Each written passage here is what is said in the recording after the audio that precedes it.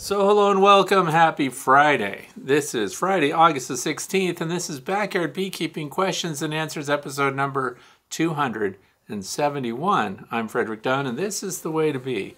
So I'm really glad that you're here with me today. We're going to talk about topics that were submitted by viewers just like you over the past week. And you might want to know what's going on outside. You also might want to know what we're going to talk about. Please look down in the video description below and you will see all the topics listed and any associated links that might be helpful. So I hope that you do that. If you have a question right now that you just can't wait to get it answered and you need it answered in real time, please go to the fellowship, the Way to Be Fellowship on Facebook. And there's someone there that will want to talk to you all over the world. We have a really good membership, super friendly people, no advertisements, no spamming, nothing like that, just good conversations about bees and beekeeping. So outside right now, it's overcast. In the opening sequences, those were all shot this morning, and there's a lot going on out there with the flowers. Some of our goldenrod is already starting to turn brown. Not a good feeling there. And I did see some asters blooming. So this is a transitional period. There are other species of goldenrod that are going to be opening up real soon. And so the bees still have plenty of forage out there. And when the asters kick in, some people don't like aster honey. I do. It's really strong. So I think that's going to be good. So all the things that were flowering out there, that's what's going on right now in the northeastern United States, state of Pennsylvania. 72 degrees Fahrenheit, that's 22 Celsius, 2.5 mile per hour wind. So the wind is mild. And it's great for photography and getting close, because if you do any kind of macro photography, you know, the wind gusts and things like that, move your stuff around and it makes it really hard to focus on it. And I do those photographs on location outside. I don't cut things, bring them in, stick them in the studio and take pictures that way. I want stuff to really be going on in real time. Relative humidity is 82%. No great surprise, because this weekend, starting tonight, we have rain coming in. So once again, this is all for me. I'm sure in your neck of the woods, the weather's doing different things, but I planted some new plants over the past week, and it's going to be good that the rains are going to come through tonight, Saturday, and Sunday, and soak those things in for me. So the relative humidity is pretty high. That's no great surprise. And it's a great chance to walk around your bee yard and look at the landing boards and entrances of your beehives. And you should see lots of bearding going on right now. What is bearding? Well, that's when the bees move outside of the hive and they're on the landing board, or they're up underneath your hive visor, or they're up underneath your extended cover, something like that. And what they're doing is they're getting out of the way of the bees that are inside the hive that are trying to store all that nectar as they turn it into honey and put it in the cells. Remember, they spread it out over twice the space while they dehydrate it, and then they recondense it back down to under roughly 18% moisture, right? And so those foragers that are just in the way move outside, they collect on the front. When you see a lot of that going on right now, it's because there is a good, strong nectar flow. What goes hand in hand with that? Swarms. So I know that in the South, some people have swarm season in the spring, and that's the end of it. They also have a nectar flow in the spring, and that's the end of it. The rest of the year, they're kind of feeding their bees. I'm glad I don't have that situation here. If you're just starting out with bees and you want to know what kind of dearth period, the dearth just means that there's nothing in the environment that provides sufficiently for your bees, which means you might have to supplemental feed, go to this website, Beescape, BEESCAPE.org. Punch in your information and you will find out what your environment is going to provide for your bees and when to expect a dearth. It's important. So what else can we talk about? That's it. Be ready for stuff. We'll talk about more in the fluff section at the end. If you want to know how to submit your own topic, question for consideration in a future episode, please go to my website, which is thewaytobee.org, and there's a page also marked The Way to Bee. Fill out a form there, and I'll get the information. It doesn't mean that we'll talk about it, though. I try to hit on the things that are either pertinent to what's going on right now. There is some repetition. I mean, we've been doing this. This is episode number 271. So sometimes we revisit topics that we've hit on before, but usually it's because we have new information or expanded information to add that might help you out. And I'm mindful that a lot of you are new beekeepers, although I want to thank those who are seasoned beekeepers who still come back. And we do welcome your comments and guidance for one another down in the comment section. So that's all super helpful. So I think that covers it. This is also a podcast. So if you don't have the time to watch because you've got work to do, you can go to Podbean or any other podcast right now and just punch in The Way to Bee podcast, and you'll find out that it's there. Apple, everything. You can listen to it. And that way you can carry on with your tasks and you won't be held up while you watch this video. So the very first question, let's jump right into it, comes from James in Goshen, Ohio. Maybe it's Goshen. I think it's Goshen. Let's just go there. My question is, can I move a hive about 300 feet during winter months without moving them 3 miles away and then back like required during the summer months while they are foraging? Thanks, Jim. Okay, so moving your beehives is really easy to do. And yes, wintertime is the perfect time to do it. Why? Well, the ground's frozen. You can load your stuff up. The bees are inside. So they're in the hive and they're not doing a lot of foraging. So while it's cold, you can move them. Because the other thing is there's not a lot of flight activity during the wintertime. So there's not a lot of foraging going on. So yes, it's a perfect time to move your hives around, change configurations as far as which hive is next to which hive and how close you're going to move them to others. Terrible time to be pulling hives apart and putting them together in different ways. So, and what's he talking about? Moving them 3 miles and then coming back. Remember that your foragers come out of your hive, and they're going to be foragers for roughly 2 weeks. Remember that a worker honeybee lives for about 6 weeks total. That's an average. They can live longer, they can live shorter. And so the foragers get out there, they're wearing the cells out, they're burning their motors out because they're foraging a lot. So they have about 2 weeks. So if you were, the reason I bring that up is, if you moved them away somewhere else and you wanted the hive to forget where they lived, it's 2 weeks. And then you would bring them back. Now, the other thing is, I've recommended to people that you put them on a cart. So you just have 1 or 2 hives and you want to move them, not right here, but you want to move them 10 feet over there. And it is true that the bees that are foraging come out and they go right back to the spot, even though there's no beehive left there. And they scoot around and they do figure eights and they look for the hive, even though there it is over there. It has the pheromones that it should have, but they're locked into visual cues at that point. So for 2 weeks, they would be scooting around. One of the questions people have, and this is why I don't think it's like a huge problem, particularly if it's going to be moved within your own apiary. Wintertime is great, just like I mentioned, but even now, if you wanted to move a colony around and you've got several beehives, have you ever come back and found a pile of dead bees where a hive used to be? I haven't. Never. And sometimes you might sell a hive. And somebody comes over, they're looking at bees and they're looking at your beehives, and it's middle of the day, worst time, because you've got a bunch of foragers out there. So the other part of this is, if you're going to sell a hive or you're going to move it somewhere, wait until nightfall, then close it up. There are foragers that spend the night out and about in the environment, and they'll come back the following day.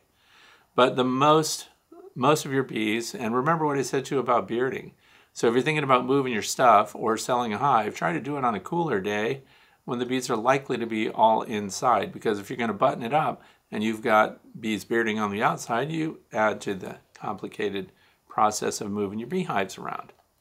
But my point is that if you move your hive 6 feet, 10 feet right now, let's say in August, you will have a lot of bees that seem like they don't know where to go.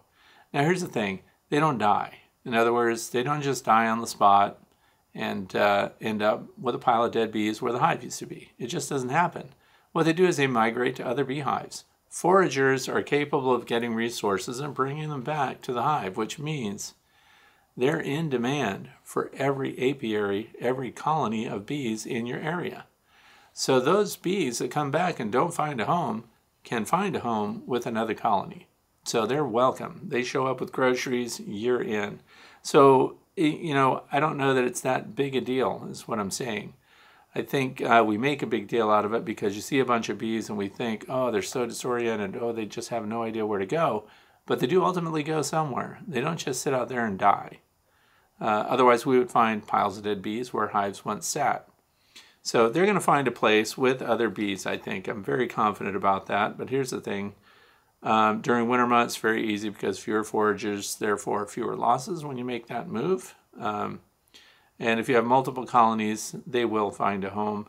The other thing is you can load them on a wagon and pull that wagon a foot or two a day. But now if you're going 20 feet, that's 20 days. Or 15 days or 10 days. That's a lengthy process. Just scoot them right over there. That's what I would say. Because I just have never seen them not find a home somewhere. That's it for Jim. What are your thoughts on that? I think that we're overstating it. Now, if we found piles of dead bees, we would have to do something else. But they have a 2-week memory, just think of it that way, to the outside. Question number 2. This comes from George Garcia, 5052. That's a YouTube channel name. And it says, 2 weeks ago, I introduced a queen using the queen introduction cage on a brood frame with emerging brood. Thus, at introduction, there was only the queen and bees starting to emerge. 3 days later, there were no eggs, no larvae, no queen, just exoskeletons of bees that had emerged and must have died. Many of the exoskeletons were torn apart as the bees were trying to clean the area. Now, so we're talking about this. We brought this up last week. Of course, we talk about the 2 different cages, and there are different sizes of cages too, by the way. And this is for people trying to introduce a queen to a colony. And the point is to protect the queen, not to have them all die. I had this discussion at the North American Honeybee Expo with Dr. David Peck. And I was recommending that when we pull the brood frame that we're going to put the new queen in with, right, that it have some nurse bees on it because I felt like they need to attend to the new queen, their pushovers. If you're going to find gentle bees inside your hive, nurse bees that have just emerged from their cells, they can't really feed others yet. They're needing to be fed, so they're going to depend on other bees. They can't sting anything yet. They don't fly right away. So they are still maturing a little bit after they've emerged as new worker bees. So I thought, leave some of those on there. The queen will go in there. They will help, if nothing else, spread the queen's pheromone. And as their glands mature, they'll start to feed the queen. And those will also be helping to warm the existing brood that's still in pupa states underneath the cappings. So we had a difference of opinion on that, and David wanted all bees out, no bees in at all, which is what's described right here. And then we have capped pupa. So in other words, we think that those would be emerging very quickly after the queen is in there, and they would emerge and start to attend to the queen. But then, of course, they need outside resources, so we need bees going to those cage bars. These introduction cages have bars so close together that workers cannot pass through them. So there's another part of this that I'm curious about. So I think we need to really look at it, because how did those nurse bees die that emerged inside that we found nothing but exoskeletons in? So as written here, and the queen's gone. So if the workers can't even get through the bars, how are they then killing the bees on the frame? And the reason I think this is worth talking about is because George isn't the only one that reported this. So at least 3 other viewers have reported that they tried to use a queen introduction cage as described. No bees in with the queen, just brood, and then just, of course, the cappings would be uncapped as the brood starts to emerge, and then they're supposed to make it. Now, my experience has been that they make it and that it works really well, but there again, I'm leaving some nurse bees in there with them already on the frame. And that may make a difference. I don't know. The other thing is, it's possible that there is still a queen in the hive at the time and it was just missed. She just happened to be there and they were hostile to the new queen. But see, that's the point of the cage. What you should find, if they reject the queen in the queen introduction cage, you should find the queen and the nurse bees inside that cage on the deep frame. And then you should find the other bees outside, and it also gives you an opportunity to see, oh, we still have worker eggs there. Wow, we must still have a queen. Because there are still nurse bees in a hive that will feed unrelated bees. So they should be feeding them through those bars. Now that apparently didn't happen either because they're dead on the bottom of the cage. So there are more questions at this point than answers, and we have 2 methods. One is keeping some nurse bees in there, which I personally think is a good way to go, but I don't have the credentials that Dr. Peck has. And so when he said very clearly no bees inside the cage with the queen, I understand why, because then they potentially would reject the queen and they could attack her. But then my thinking is, and this is why discussion among beekeepers is important, my thinking is those nurse bees don't attack anything. They're just easygoing bees. So if you have thoughts on this, I'm interested in them. And of course, the instructions that come with that cage, if any, are to introduce a frame of brood with the queen. Because keep in mind, the queen needs resources. She needs to be taken care of. She is a mated laying queen. And the reason you're trying to protect her is because you've spent your hard-earned money to install her. So my way, I've never found a dead queen on the bottom. But on the flip side, I'm not buying in expensive queens. I just put queens in there to see what happens when I introduce them and combine colonies, right? So there are a lot of things to experiment with. There's a lot of moving parts here. And I'm sorry that these bees are dying. George is a longtime viewer. And I think next time, try it with nurse bees and see what happens. See if we don't get that pheromone out there more. And we might be pushing also against laying workers, which can be hostile, but they tend to kind of back off a little bit in the presence of a new queen if she's there long enough for them to spread that new queen pheromone throughout the hive. And they can still do that through direct contact through the bars of the queen introduction cage. So I have question marks over my head over the whole thing. I don't understand what's going on. Question number 3. This comes from Chris in Tasmania, Australia. Tasmania, you don't hear that every day. It says, I bought some 5-frame nuke boxes, which I'm leaving in the trees to attract swarms. The problem is that the nuke boxes have migratory lids and water gets in between the lid and the box, even though there's no obvious gap. Should I just try to make telescoping lids, or is there some easier recommended way to reduce this issue with the lids? Yes, there is. So, and some people may be watching and wondering, what's a migratory lid? Well, if you look at commercial beekeeper setups, you will see they don't use telescoping lids. They just have a 3/4 inch pine top, and then you'll see blocks, little end pieces, usually 1x2s, which is 3/4 of an inch thick. And those hold it front to back. So side to side, there's no overlap. In other words, they match the size of the nucleus hive or the standard hive exactly. And that's because they have to be able to bundle those hives together and transport them around. So what do you think I'm going to talk about? Double bubble. So double bubble has a lot of uses. I've been keeping bees for quite a while, and I only over the past few years started using double bubble on the hives, and it works really good as gasket material. So that's what I'm going to talk about. If you have a migratory cover, you've just got that piece of wood on there. The other part of that is there's no insulation up there. That migratory cover is a 3/4 inch piece of pine usually. And so there's not a lot of insulation up there. So I don't know where you're keeping bees or whatever. But, well, in Tasmania, of course. I don't know the weather in Tasmania, but I'm going to help with this. And this is for other beekeepers too. So if you've got a 5-frame nuke, which I really like, by the way, because they're affordable.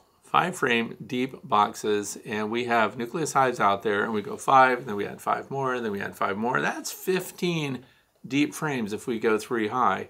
But here's the thing. There's gaps in wood. This kind of looks like a migratory cover, but it isn't. This is a feeder shim, because that's something else I want to talk to you about.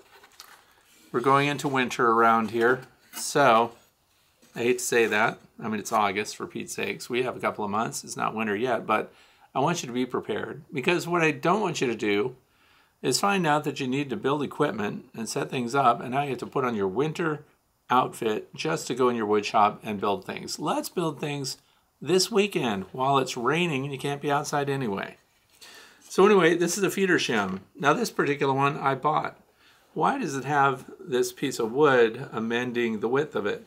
Because I bought this from Better Bee. And this is actually not designed to go for a full 5-frame width. It's designed for 4 frames because it's designed for a system with twin nukes, right? So, and also here's a little vent hole in the top, which if you flip it over, becomes an upper entrance slant vent hole. And there's a feeder hole through the middle. And of course I glued that up because I don't use any upper entrances and no upper vent holes. But what I do is I put feed up here in the wintertime. So I use fondant. I can put a half a fondant pack in here and just cut the hole and set it right over this. Now this hole happens to match exactly a small mouth mason jar lid, so you can put an inverted jar on that too. If you don't have some kind of lid with another box around it, you've lost your opportunity to feed your bees. I want you to be able to do that. I know that there are some people that never want to feed under any circumstances. That's okay. I'm giving you options. All of my nucleus hives, except 2, have the potential to feed. So I do have 2 hives that have nothing but the migratory covers, just as described. So, top of the hive, let's pretend this is the top of your nuke box. You put your double bubble right on top of it, and then you can put another top on that, or this becomes the bottom, and that goes like that. So in other words, this double bubble stuff, sometimes it's called Reflectex. I don't know, it's aluminized and it's got bubbles in it, so it provides an insulation layer. This is like adding another layer of wood. So it's very important because it's going to help insulate the top of the hive. If nothing else, please insulate the top of your hive. Put this right on the frames, right on the top of your 5-frame nuke. This then acts as gasket material. So then when the wooden part goes on top here, which in this case happens to be my feeder shim, but visualize that this is your migratory cover. Now we have gasket material.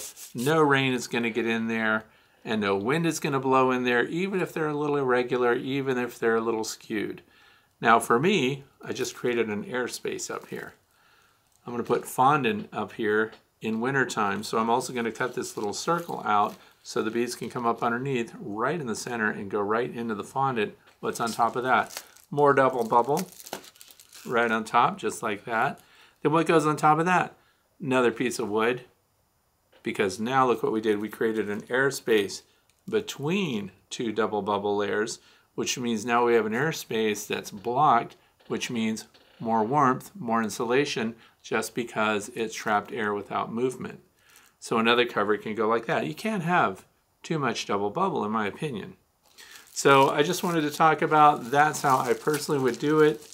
And I should have brought in one that's really used because the bees do propolize this. In other words, the frame that you rest it on, the bees glue the back of that frame. So you do lose the space over the top of your frames which is perfectly okay, because to me, that is just like giving your bees extra insulation and control.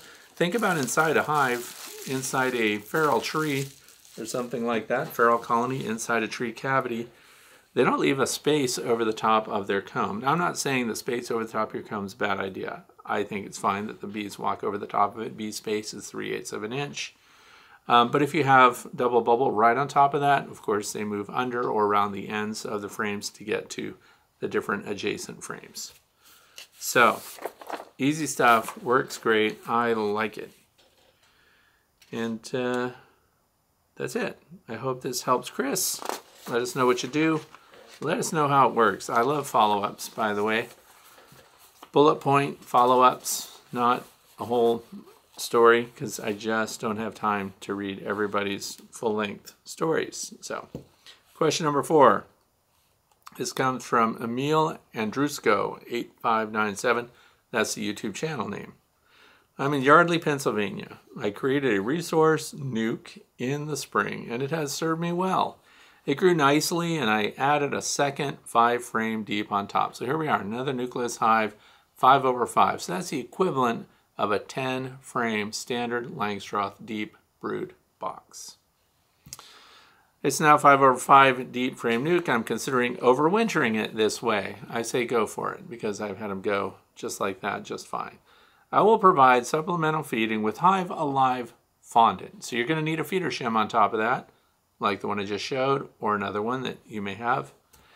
And do you think this is a good idea, or should I move it to a 10-frame deep for overwintering?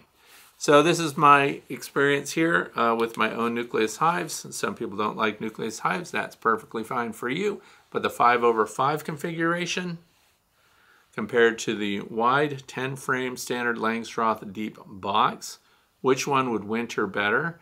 For me, based on what I've observed, is the 5/5 winters better. We want to make sure, though, that of course that upper box of those 5 frames is full of capped honey, and this of course depends on how many bees are occupying the space. So we want to size them right, and there's still time, by the way, in Yardley, PA. There's still time to add a 3rd box if they're a growing strong colony. Why not put the 3rd box on, so 5/5/5, and see if we can't get them to draw out some comb and maybe store some honey in that top box before winter comes along. And if they do, they just built themselves a 3rd level of resources, and then we can use that. So I say vertical over the big single deep. Now, wouldn't both work? Yeah, they would. 8 frames tend to be used more by the bees than the 10 frames do. With the 10-frame deep boxes, they tend to leave at least one side of the number 1 frame or the number 10 frame unfinished. They tend to not draw out the comb. I don't know why, but when we put them in 8-frame boxes, they tend to fill it, chock-a-block, wall to wall. And same thing going up. Dr. Tom Seeley, same thing. He's converted all of his hives to 8 frames because they make better use of the space. So the 5-frame, more of a narrow column, vertical, and strap those down. Make sure that they're really good and solid and ready for the winter to hit them hard. So strap them together. I say 5/5 is better than 5/5, or a full 10. Just works better. I keep them both. I run both. I continue to run both. Why? Because I want statistics and observations of these things year after year after year, winter after winter, and then I want to see consistent results, not just a one-off, 1 year, 1 winter that we had a great result with one particular hive configuration. So we carry this on year after year, season after season, and keep records to show what's working and what isn't. And even the things that don't work really well, I keep them running because I want to know. Longevity-wise, how does it work? Question number 5 comes from Leaf Hands.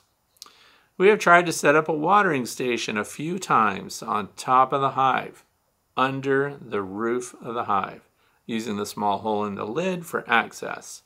A circular water feeder that has textured edges for the bees to hang on to as they sip water, yet many bees keep drowning. Please help.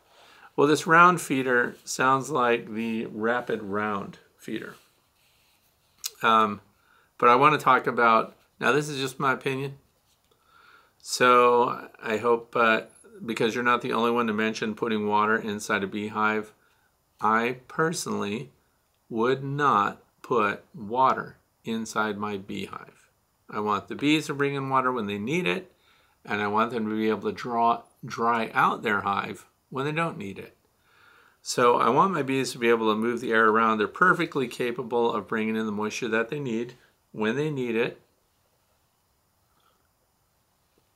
So I like water resources to be available outside the hive. Now there are times when the bees themselves can put water in honey cells if they really need to increase it or they need to store water somewhere. But putting water inside the hive, whatever the configuration, we just provided a surface area that the bees have to deal with the humidity that we've now put on them. So they could actually be trying to dry down the water that you have up there. Bees falling in the water and drowning is a secondary thing.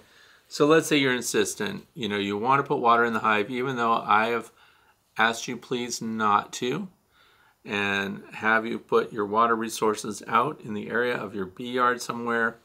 A consistent, dependable water supply for your bees outside the hive is what I'm recommending. Now let's say you really want to put it inside.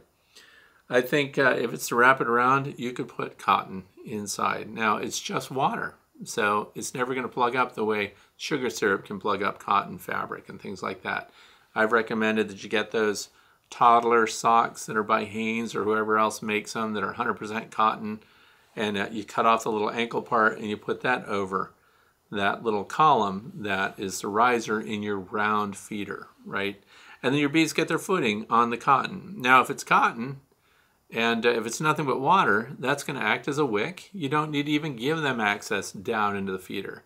You just push the sock all the way down, and in some cases you don't even have to cut off the foot of it. You can leave it together. I've tried both ways. And so the really thin sugar syrup, and of course just water, which I don't recommend you put in your hive, but if you did, if you wanted to, if you have to, then the cotton sock or cotton fabric will act as a wick, and then the bees can come up and drink through the fabric. 0 drowning bees, none. So and that works for thin sugar syrup too. Now when it's sugar syrup and you use the sock method, if you use the enclosed sock method, you have to, when you clean out your drinker, you have to use hot water and rinse out the sock again too, because it actually builds up and becomes like crystallized sugar. So you need to do that.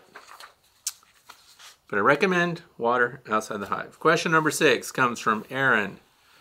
And it says, I currently have the flow hives and was wondering what your recommendation is for adding an additional brood box to each.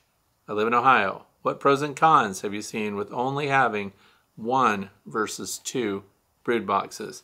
Now, I already responded to Aaron right away because I figured when somebody's doing a configuration change like that, I answer right away and then add it to today's Q&A. So here's the thing. Because this is a common problem with people that have flow hives in particular, and this happens particularly with new beekeepers.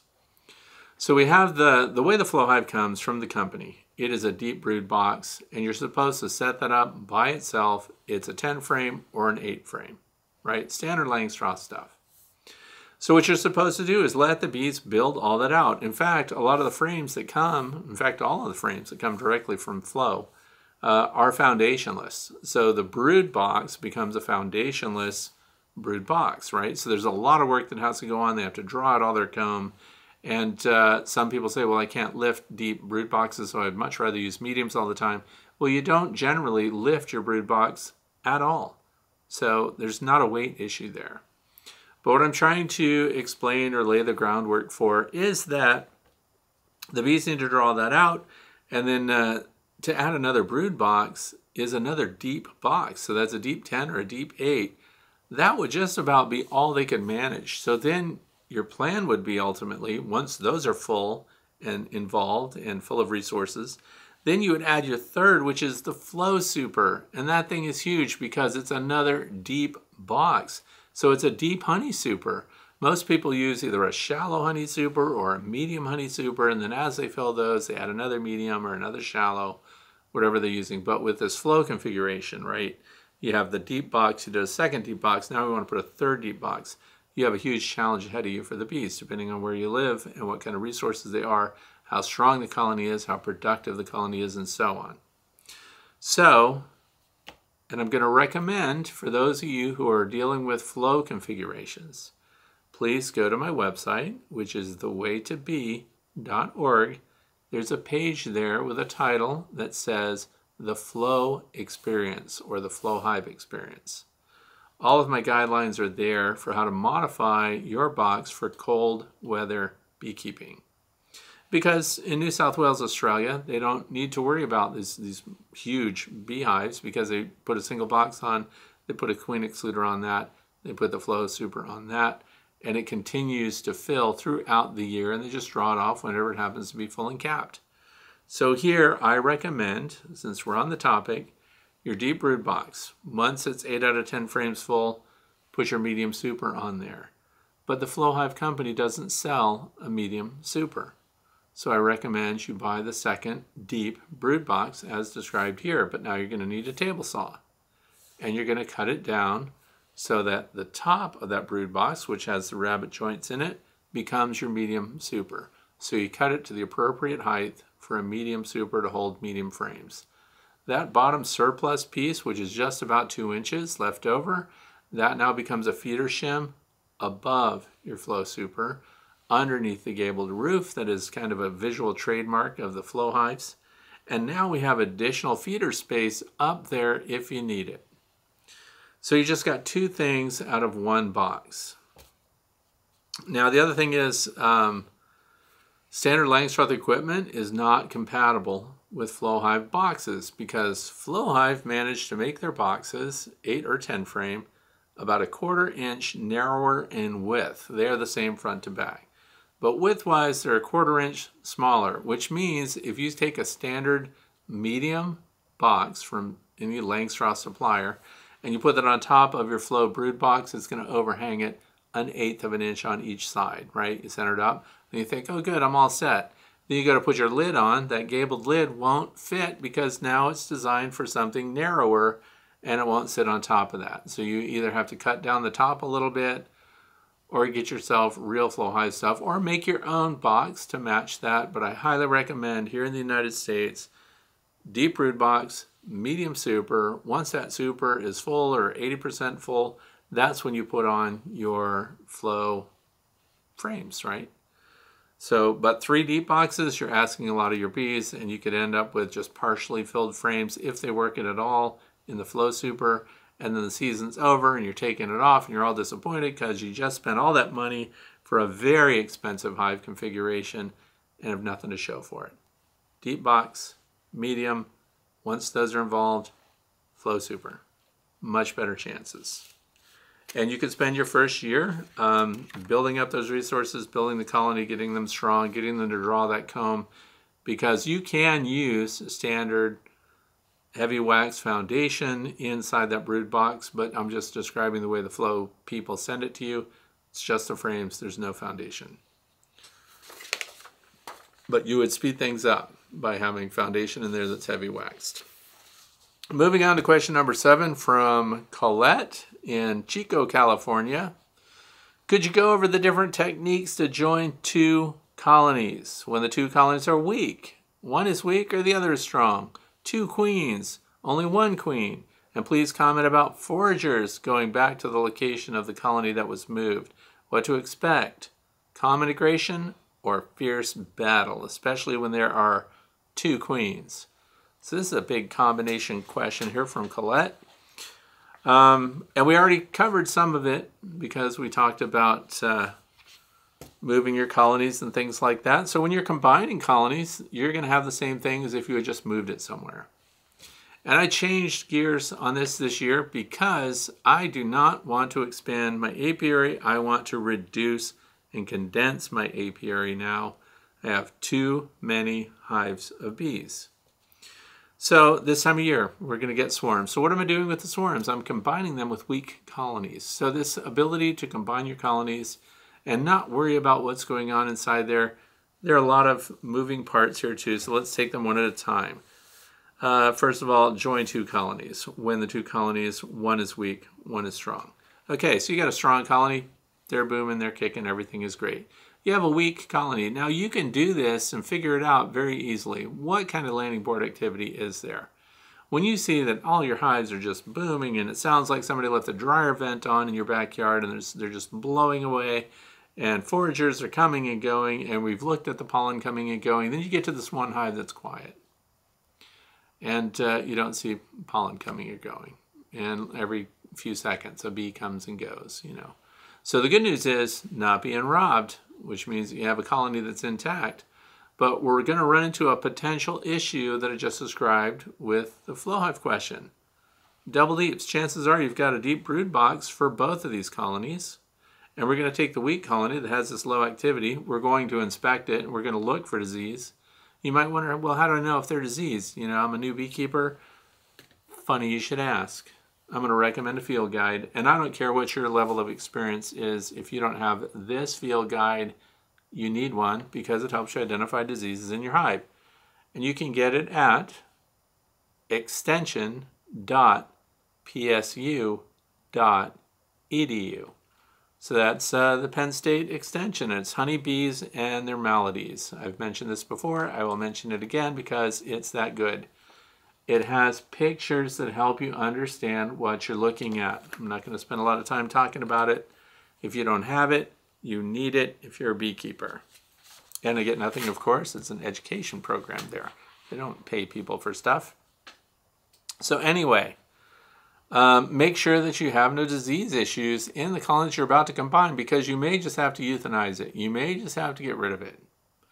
But let's say it's healthy. They just appear queenless.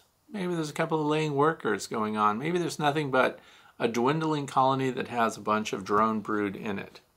So you can combine those. And so this whole thing about shaking out the laying workers and stuff and then going from there, that's a big mess. I've never done it. We've never had to do it. So I take the weaker colony, I'm going to put them right on top of the strong colony, right? But if they're in double deeps, so now I've got a deep over a deep, another thing I want to put in there, if I'm sure that they're queenless, I'm going to put a queen excluder on top of the existing strong colony. Then on top of the queen excluder, I'm going to put that deep brood box that's in decline because chances are they've just lost their queen. So then they will, and why did I do that? Because I want them to empty all brood out of that upper box because I want to get rid of it. I don't feed this colony right now. We don't do anything to help them out. We just combine the colonies because I want them to consume any resources that are left in the declining colony box, and I want to then remove it. So what happens is any brood that's up there will finish emerging. They'll come out, they'll all go down below, and then we'll pull that box and we'll put mediums on, and that's when we can remove the queen excluder then. And I used to combine colonies by putting newsprint on the bottom box, the existing colony, and the weaker colony goes on top of the newsprint. It gets little cuts in it, and then the bees go through it. Well, I noticed that those bees go through that newsprint almost in an hour. Like they're right through it, and they're right down with all the other bees.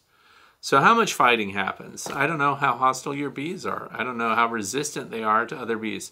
Here's the thing. In your own apiary, your bees are already sharing foragers right and left. There is a lot of drift going on. I don't care where your apiary is. If it's yours and these are your bees and it sounds like they are, the combining of them is not that big of a deal.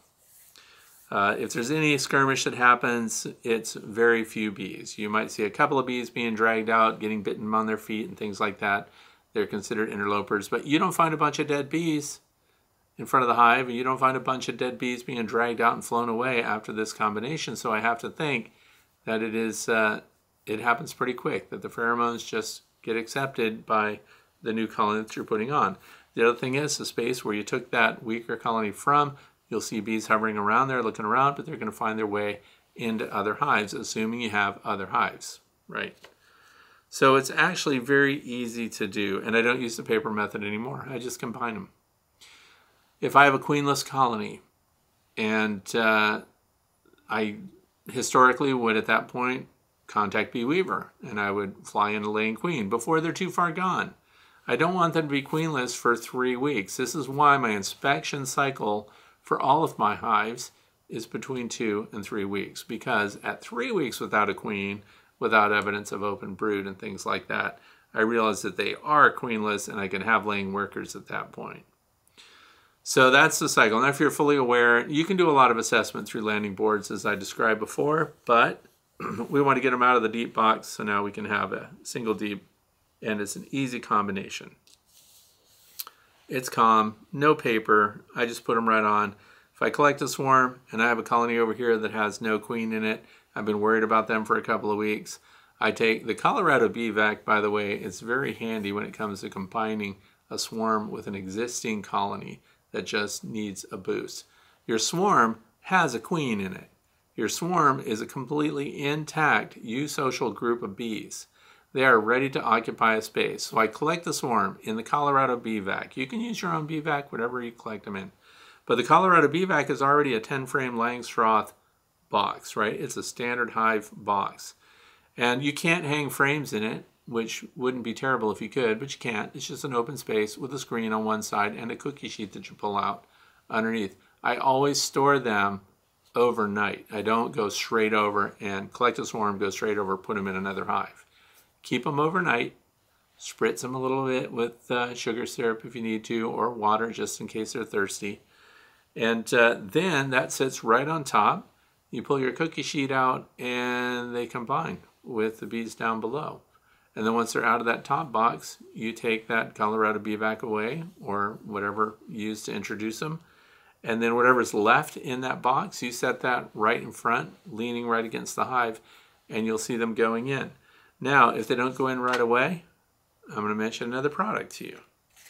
I don't get sponsorship. In other words, I'm just mentioning this because it works. This is Swarm Commander.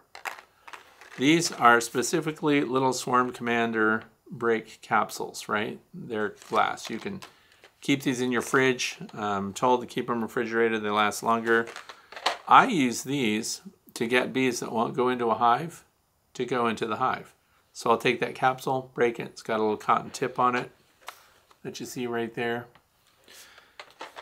Lift the inner cover, put it in the back of the hive, top of the frames, inner cover, and I put that in there. I can't tell you how many times I've had a stubborn colony of bees sitting in front that I needed to move into a hive and they wouldn't go. Maybe the queen's in there, she won't go, so she's potentially rejecting that space, or because there's some bees in there that are dwindling, she doesn't want to join up. So, but as soon as I put the Swarm Commander in there, it is within minutes that they smell that Nasonov. And it's actually a synthetic, synthetic Nasonov gland, which is different from the queen mandibular pheromone. Nasonov is what your bees spread when they're trying to get the others in their own group to understand that this is where the queen is. So it's not QMP, but it's Nasonov, that it smells like lemongrass in the air. You can really smell it when you get these bees upset that are on a swarm that you just collected. You ever smell that lemony scent? It just smells strong, and it's because they're all trying to keep themselves together. So when I put that inside the hive on the back where I can retrieve it later, they all start going in. And if we can get the queen to go in, we're done. That's it. It changes their mood fast. If you've done it before and you've tried it and you've seen it work, write down your experience down in the comment section. So there are a lot of tricks to get your bees to go into a space. The key is once they're in, to keep them there. So you can play mean tricks on them when you're combining a swarm with an existing colony, because they can disagree later or decide that it's not where they want to be, and then they scoot right out the front again, and you can find that they're gone the next day. There is a queen excluder that'll sit right on the front of the hive that keeps that queen from leaving, and all we need is to keep them there long enough to accept it as the space they're going to occupy and to start bringing their own resources in. And when they do that, you got them. So lots of things to go on there. Let's see what else. Comm integration, fierce battle. I've never seen like a huge, really battle. Now, if they're both queen-right colonies and they're both fully dedicated and everything, because colonies without a queen are very accepting of a new queen, new pheromone, stuff like that. They're easy to combine. If you have two full strength colonies and you've got queens in both of them, now you might have a challenge on your hands. So I've never had this all-out melee between colonies that I'm trying to combine. So sit and watch them, see what happens. I hope that was helpful. Question number 8 comes from Donna from Harrodsburg, Kentucky. And July 20th. This is an interesting one and this is helpful, so I hope you'll find this useful. Hive inspection. So July 20th, there was a hive inspection and a mite test. Found the queen, healthy hive, 0 mites. Green drone comb is empty and no comb at all. Now, August the 7th inspection. The hive is loaded with drones.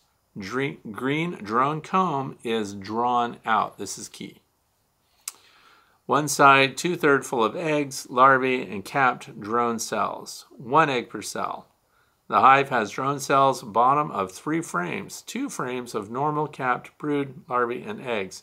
Did not see the queen, but each cell had 1 egg, and the time frame between inspections does not seem enough for a laying worker. Question: why so many drones? Well, I'll answer that part right away. Why so many drones? Because the colony is doing well and they're strong and they're booming, and it's a time when reproduction is necessary for bees, right? And also, when they're producing drones, if they've got a queen, and I think they do, and I'll explain why in a second, but if they're producing drones, it's because there's plenty of resources out in the environment and they're triggered to do that because they're trying to reproduce at the colony level. Okay, so why so many drones? 3 hives, and this is the only one behaving like this. Also, the green drone comb had a lot of mites on the pupae. The alcohol wash had 0 when done. Big change in 19 days. Okay, so here's the thing. I want to call your attention to a couple of things that bees do when they have a queen. When they don't have a queen, you cannot get your bees to invest in infrastructure. They do not draw out comb. They don't start working the surfaces. They're just kind of occupying the space. They're a little bit unsettled. They have no queen, therefore now they're in transition. If they have a queen and the pheromone is right, queen mandibular pheromone spreading through the colony, that's when they will continue to build comb, invest in the structure, and draw it out as described here on this drone comb, which the green, by the way, if you're listening, you don't understand what that is. There are green plastic one-piece frames that have larger cells, so that when the bees draw out the beeswax on those cells, the queen recognizes these are large cells for drones, and she will lay only drone eggs in them. The queen is in control over what egg she places in what cells. She inspects it, she feels for the size of it, and then she deposits eggs in it. Now, if it's a drone cell, it can be used for honey and other things too. But the reason that it's green, so that you know that it's a drone cell, because they're originally built to be used for Varroa destructor mite removal. So you were supposed to let them draw out the frames, the queen to lay in them, and then of course the drones to pupate in them, and then on the 24th day from the egg being laid, you would have adult drones coming out. And so when the drones are coming out, that's when you want to get them out of your hive altogether because they're likely to have the Varroa destructor mites on them. But I also want to call your attention to an interview I did. So there is a page, I'm going to mention my website again, thewaytobee.org. There's a page marked Interviews You Can Watch. And one of the interviews that I want to direct you to is with Dr. Zachary Lamas. And this is a recent interview over the past year. Dr. Lamas did research on how you can get or why near the end of the year, right now, you might be doing mite counts on your nurse bees with drones present in your hive and finding your Varroa destructor mite counts to be very low, and it can give you a false sense of confidence. Because if this colony has a lot of drones in it, the drones could be where your mites are actually located. And I'm not just talking about developing drones, which historically is where we thought about the mites being, because keep in mind, drones have a pupation period that's much longer than the workers. So drones have a chance to, not drones, Varroa destructor mites have a chance for more reproduction in those cells, and they feed upon the developing pupa.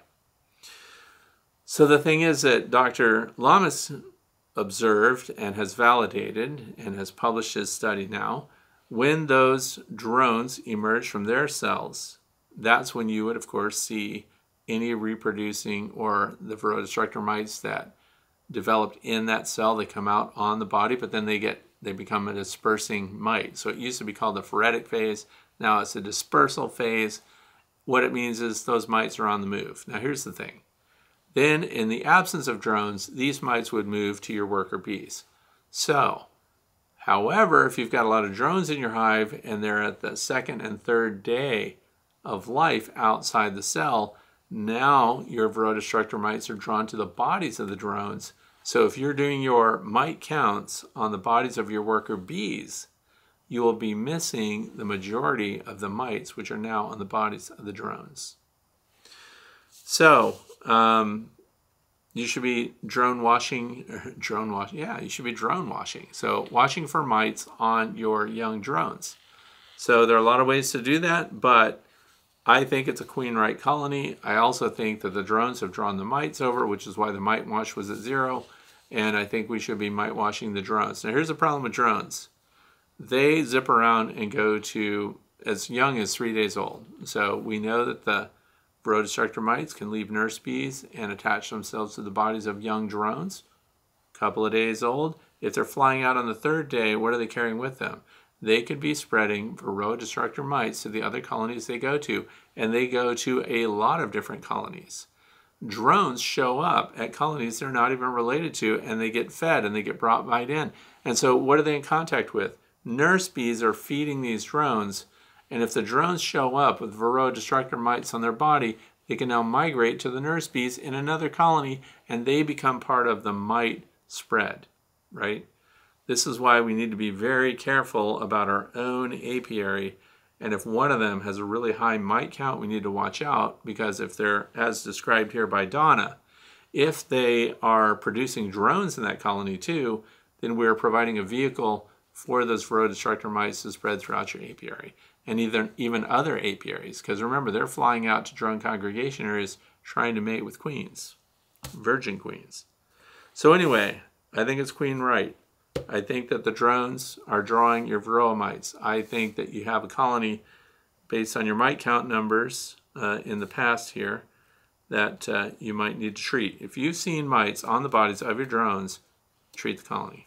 That's what I'm saying. Those are my instructions. Please watch the video interview with Dr. Zachary Lamas, and you'll learn a lot more about that process and what's really going on, and why you better not get too warm and cozy about your mite counts this time of year when the drones are being reduced and your Varroa destructor mites are running out of bodies to feed on, and they're going to go back after your bees. Okay. And the worst part of it is these are your fat-bodied winter nurse bees that are coming up here in the next month. So we don't want Varroa destructor mites on those nurse bees. We want them to be healthy. The other thing is, they have to develop, right? So we have to get the mites off of the bees that are feeding the larvae that are going to produce these fat-bodied winter bees. So it's a long chain. The bottom line is, kill the mites where you find them. Don't play games. Question number 9 comes from Tyler from Burnham, Pennsylvania. This is just a follow-up question that I didn't want to keep adding to my YouTube question about the sugar water and Honeybee Healthy. Do you refrigerate your mix? So in other words, when I mix Honeybee Healthy with my sugar syrup, do I refrigerate it? Because I've mentioned in the past that I mix up my swarm collection kit and all that stuff. I have spray bottles of 1-to-1 sugar syrup or lighter with Honeybee Healthy in it, 3 teaspoons per quart. And that keeps my sugar syrup from spoiling all summer long, right up through now. And I don't see black mold in it, right? So do I refrigerate that mix? No, it's out with my kit, with all my swarm collection gear. It's hanging on hooks. I have the little spray bottles in a row, and I use them all season. I've never had it spoil once Honeybee Healthy's added. Sugar syrup by itself, you can start to see black mold in the bottle with your sugar syrup. And it also, sugar syrup gets a little cloudy at about the 2 to 3 week mark. So if you're going to use it up right away, fine. If you don't, then add the Honeybee Healthy to it, and it extends it. So that's really good stuff. The other thing is when we're talking about combining colonies, let me flash back to that a little bit. If you're combining colonies, you can hit the resident colony that you're about to combine with. Sugar syrup with Honeybee Healthy, 3 teaspoons per quart of Honeybee Healthy. It's strong. It smells strong. So you can spritz the frames in there and give them a sweet treat. So you're giving them sugar syrup, which the bees like, no matter what time of year it is. And of course, not winter time. And then that distracts them, and they've got a new scent in there. So Honeybee Healthy is a strong scent.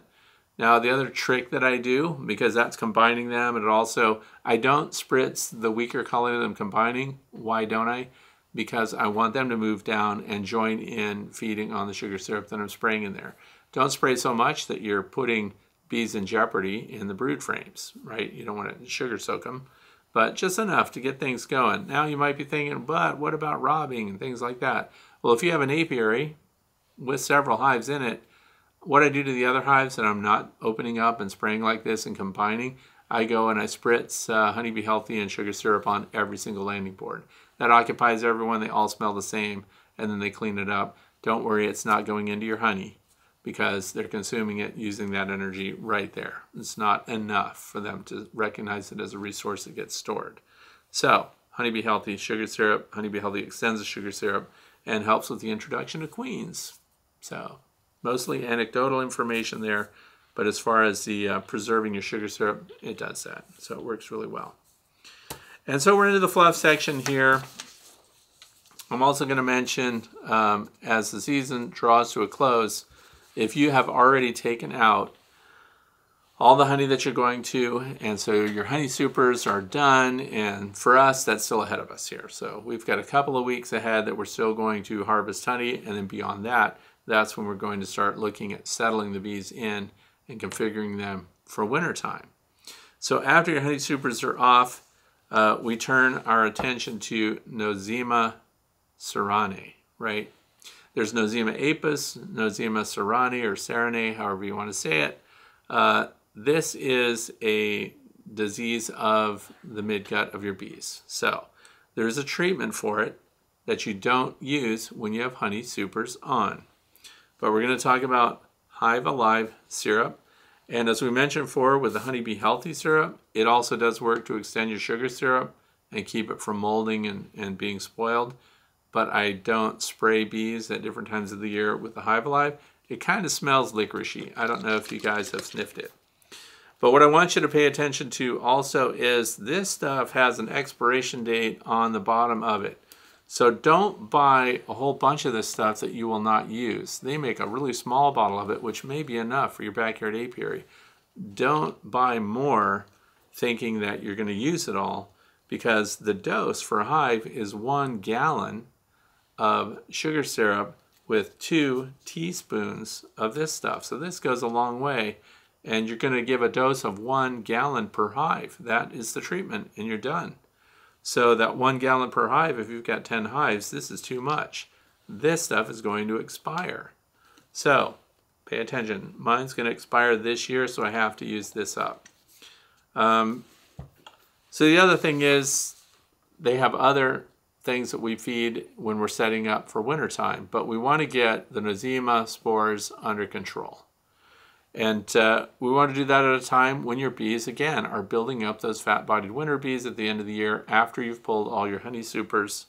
I don't know that there's anything in here that's dangerous to you if your honey supers were on, but I have to say, if you're using sugar syrup and everything else, you don't want to be feeding your bees when your honey supers are on.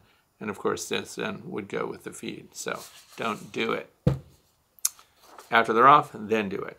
Good stuff. Published studies. So if you want to go to my website again and look at, there's a page called Hive Alive Works. It's the only one that has a published study of exactly what happens to your bees when they feed on that.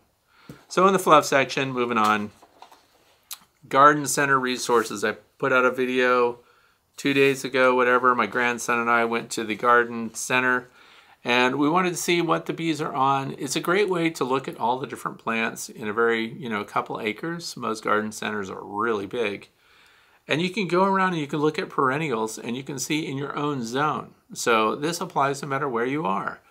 Go to your garden center and see what the pollinators are on and see specifically what honeybees are on. And there were a lot of honeybees on plants. So then you can see, you know, with all this competition, all these blooms condensed in one area, which blooms, which plants are out competing one another for the attention of these pollinators. So you can see the ones that really draw your honeybees, and then you go on beyond that and you look at those to see if they're good for your agricultural zone, if they're good for the environment that you want to put them in, maybe sun, partial shade, things like that.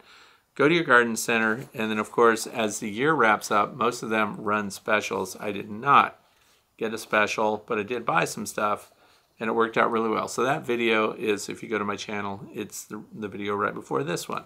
So you can look at that. I'm seeing asters blooming, just a couple right now. Now there are a lot of different varieties of asters out there, just like there are a lot of different varieties of goldenrod. So the early goldenrod is actually called early goldenrod. It's interesting. There are about 20 different species of goldenrod. This is why some people will say, goldenrod doesn't do anything for my bees. Well, which variety of goldenrod? Because they're ignoring some and going for others. So right now, the early goldenrod is already starting to turn brown. That's kind of sad. But other goldenrod has not even bloomed yet. Asters starting really trigger a big nectar flow. That's why in my neck of the woods, I want the people that are around me to know that it's time to pay attention, because this will be the big nectar flow. So, and asters are just starting to bloom. Late season swarms, as I just said, you might want to collect those and just boost an existing colony. You don't necessarily have to start another colony, which then of course has to be fed and cared for and really boosted if you want them to survive. So you can boost a weak colony by adding a late season swarm. And keep in mind, these are swarms that are in your own apiary area. So in other words, it's not time to go 10 miles away, collect a swarm somewhere, bring it back and combine them with your bees. We don't know those genetics. We don't know if they absconded from a colony because of disease. We don't know what's going on with them. So if you do get a swarm that's not related to your bees, I highly recommend that you keep them in a beehive somewhere away from your own apiary, 3 miles or more.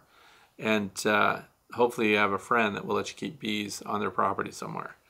And then you'll be able to assess what their temperament is and whether or not there's potential disease with those bees, things like that, mite counts. Keep in mind that when you hive a swarm, you have an opportunity in that first 7 days to wipe out almost 100% of the rhododestructor mites with a single treatment of oxalic acid vaporization, which is an organic treatment, and you have a chance to really deal with them. Now, once they get set up, once they start pupating, right? Once they've done that, you've lost your window of opportunity, because any mites that they brought with them in a swarm would then be underneath the pupa caps, and you can't treat them with OA. So, just food for thought. You can also use new swarms to build comb if you want to. So the other thing is stock up on end of the season feed and resources. Last year, people wanted to buy supplements and things like that, and they were left high and dry, unable to get them. So think about your end of the season if you feed bees. You don't have to, but if you do and you're trying to build them up so that they winter well, if for some reason your bees are running behind, they didn't build up any stores, they don't have enough to get through winter, if you're going to feed them, then stock up on any feed supplements that you might need, because these companies can run out, they can underestimate the demand, and then you can find out you can't get fondant until January or December or something, and that does not help you. Now, I would like to say this about fondant. Some people make their own fondant. We've, over the past couple of winters, used the Hive Alive fondant packs. Same company that makes this syrup. So what I want to say about that is, don't put that on your hives until you get nighttime temperatures that drop below freezing. And the reason I say that is, as the nighttime temperatures start to drop below freezing, I'm telling you this well ahead of time, I know, but I want you to be able to plan for it. At night, when the temperatures drop, they're clustering together, right? The other thing is they're having a brood area that they're going to kind of lock onto. If you, before it gets cold, put on fondant packs on the top of your hive, top of an insulated inner cover, the bees tend to move to that fondant too early, and you can end up with a cluster high up in your hive above stored honey and other resources. So they have, and this is feedback that I get over and over from other people as well, that if they put their fondant packs on early, they'll actually ignore the stored honey and move up to the fondant. What honeybees are very hesitant to do in the wintertime, once it settles in, they don't go back down. So they tend to have winter brood. And if they've moved up to that fondant pack and they've started to brood up right under it, guess where they are? At the top of the hive before it even got cold. So please wait. If you're using fondant packs, whether it's Hive Alive or some other fondant or some other bee food that draws them to it, wait until it starts to get cold before you put that on. So, and some of you people in warmer climates, it won't matter. But fondant is kind of slows them down and gives them a high density nutrition in wintertime that they should be needing as an emergency resource only, not the main resource. So the other thing is they upped the size of those packets. They were 2-pound packets. Now you can get 5-pound packets. A single 5-pound fondant pack got my colonies through winter, and they didn't even consume it all. So that's the good news. But please wait. I'm saying get it, have it, be ready for it. Don't put it on until the nights get cold and the bees are starting to cluster. Okay, let's see. After super's removed. Okay, Hive Life syrup, we just talked about it. And I want to encourage you to join a bee group, a bee club in your area.